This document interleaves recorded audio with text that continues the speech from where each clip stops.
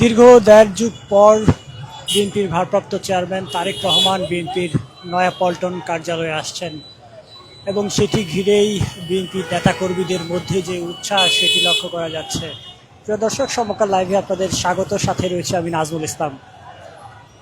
দীর্ঘ 17 বছর পর দেশে ফিরেই বিএনপির ভারপ্রাপ্ত চেয়ারম্যান তারেক রহমান তিনি বিভিন্ন স্থানে ছুটে যাচ্ছেন। গতকাল গুলশানে বিএনপির যে চেয়ারপারসন কার্যালয় রয়েছে সেখানে গিয়েছিলেন বিএনপির ভারপ্রাপ্ত চেয়ারম্যান তারেক রহমান এবং আজ ইতিমধ্যে গুলশান বাসভবন থেকে রওনা হয়েছেন বিএনপির নয়াপল্টন যেই কেন্দ্রীয় কার্যালয় রয়েছে সেখানে আসার উদ্দেশ্যে, এবং সেই লক্ষ্যেই এই নয়াপল্টন কার্যালয় জুড়ে বিএনপির নেতাকর্মীদের যেই উচ্ছ্বাস সেটি আপনাদের দেখানোর চেষ্টা করছি। দীর্ঘ দেড় যুগ পর বিএনপির ভারপ্রাপ্ত চেয়ারম্যান তারেক রহমান আজ কেন্দ্রীয় কার্যালয়ে আসছেন এবং ইতিমধ্যে কেন্দ্রীয় কার্যালয় প্রস্তুত করা হয়েছে। চারপাশেই বিএনপির ব্যানার আমরা লক্ষ্য করছি এবং বিএনপির নেতাকর্মীরা বেশ আগে থেকেই এসে জমায়েত হতে শুরু করেছেন এই কার্যালয়ের সামনে এবং বিভিন্ন স্লোগান দিতেও লক্ষ্য করা যাচ্ছে তাদের। প্রদর্শক, আপনাদের জানিয়ে রাখি, ইতিমধ্যে বিএনপির ভারপ্রাপ্ত চেয়ারম্যান তারেক রহমান তিনি নয়াপল্টন বিএনপির যে কেন্দ্রীয় কার্যালয় রয়েছে এখানে আসার উদ্দেশ্যে গুলশান বাসভবন থেকে রওনা হয়েছেন। তবে রওনা হওয়ার আগে থেকেই আমরা দেখছিলাম নয়াপল্টনের যে কার্যালয়টি রয়েছে এখানে নেতাকর্মীদের উপস্থিতি বাড়ছেই এবং একই সাথে এখানে নেতাকর্মীদের মধ্যে যে উচ্ছ্বাস, যে স্লোগানগুলো আমরা লক্ষ্য করছি সেগুলো এখনও চলমান রয়েছে। সকালে আমরা লক্ষ্য করেছি ঢাকা 17 আসনের বিএনপির থেকে মনোনয়ন সংগ্রহ করা হয়েছে। তারেক রহমানের হয়ে মনোনয়ন সংগ্রহ করেছেন বিএনপির নেতাকর্মীরা এবং সেখানেই মূলত আজ গিয়েছিলেন আব্দুল সালাম এবং আমিনুল হক সহ বিএনপির নেতাকর্মীরা, এবং কিছুক্ষণের মধ্যেই বিএনপির কেন্দ্রীয় কার্যালয় নয়াপল্টন যেটি রয়েছে এখানে আসবেন বিএনপির ভারপ্রাপ্ত চেয়ারম্যান তারেক রহমান এবং সেই লক্ষ্যেই বিএনপির নেতাকর্মীরা এসে জড়ো হতে শুরু করেছেন এই কার্যালয়ের সামনে। চারপাশে নেতাকর্মীদের উচ্ছ্বাস সেটি আপনাদের দেখানোর চেষ্টা করছে এবং ইতিমধ্যে নয়াপল্টন যে কার্যালয়টি রয়েছে সেই কার্যালয়টি তালাবদ্ধ করা হয়েছে। স্থায়ী কমিটির সদস্য এবং কেন্দ্রীয় নেতারা শুধুমাত্র ভিতরে প্রবেশ করতে পারছেন। চারপাশে আমরা আইন শৃঙ্খলা রক্ষাকারী বাহিনীর সতর্ক অবস্থানও লক্ষ্য করছি।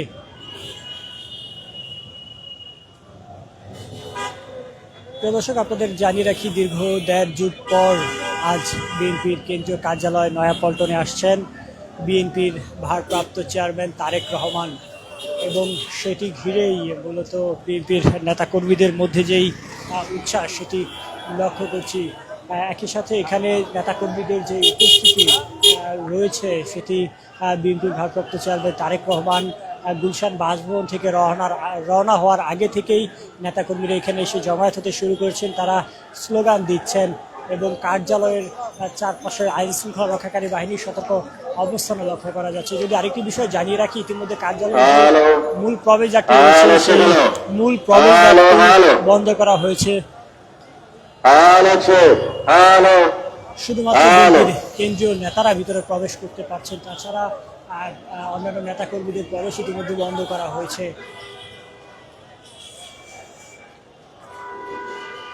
গুলশান বাসভবন থেকে ইতিমধ্যে বিএনপির ভারপ্রাপ্ত চেয়ারম্যান তারেক রহমান তিনি রওনা হয়েছেন গুলশান কার্যালয়ে আসার উদ্দেশ্যে এবং এই মুহূর্তে যদি আপনাদের কার্যালয়ের সামনের চিত্রটি একটু দেখার চেষ্টা করি, বিএনপির নেতাকর্মীদের যে উচ্ছ্বাস সেটি লক্ষ্য করা যাচ্ছে।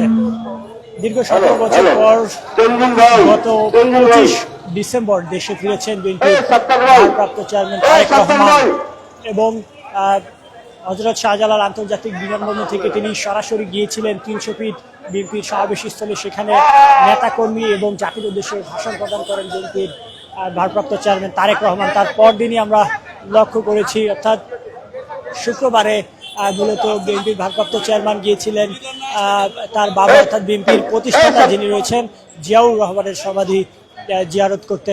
এবং সেই জিয়াউর রহমানের কবর জিয়ারত শেষে তিনি সরাসরি গিয়েছিলেন জাতীয় স্মৃতিসৌধে মুক্তিযোদ্ধাদের শ্রদ্ধা নিবেদন করতে।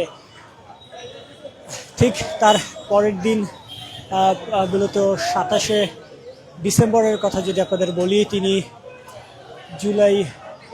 জুলাইয়ের অন্যতম যোদ্ধা শরীফ ওসমান হাদির কবর জিয়ারত করতে গিয়েছিলেন ঢাকা বিশ্ববিদ্যালয়ের কেন্দ্রীয় মসজিদের ঠিক পাশে, কাজী নজরুল ইসলাম সমাধির পাশে সমাধিত করা হয়েছে। ইনকিলাব মঞ্চের মুখপাত্র শরীফ ওসমান হাদি তার কবর জিয়ারত করতে গিয়েছিলেন বিএনপির ভারপ্রাপ্ত চেয়ারম্যান তারেক রহমান, এবং গতকাল সন্ধ্যায় তিনি গুলশান যেই বিএনপির কার্যালয়টি রয়েছে, চেয়ারপারসন কার্যালয়, সেখানে গিয়েছেন এবং কিছুক্ষণের মধ্যে তিনি ফিরছেন বিএনপির যে কেন্দ্রীয় কার্যালয় নয়াপল্টন সেখানে।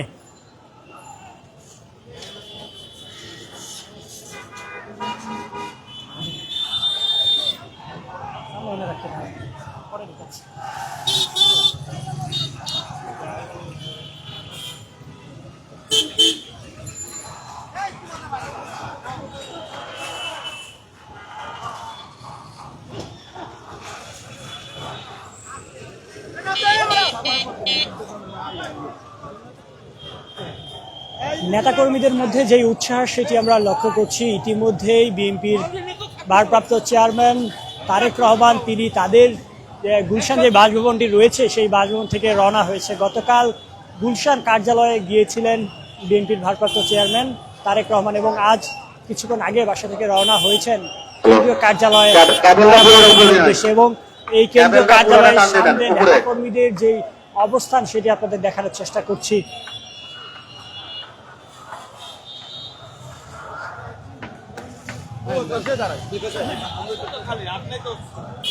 মামুন ক্যাবেল গেছে।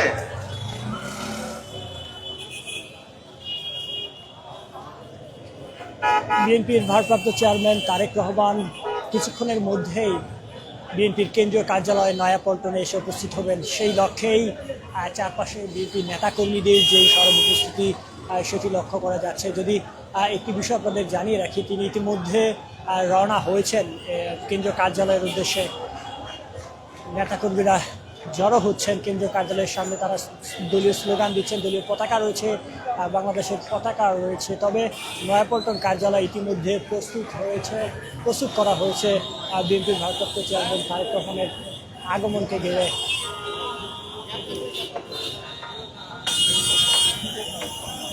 সমকাল লাইভে আপনাদের সরাসরি দেখানোর চেষ্টা করছি। কিছুক্ষণের মধ্যে বিএনপির ভারপ্রাপ্ত চেয়ারম্যান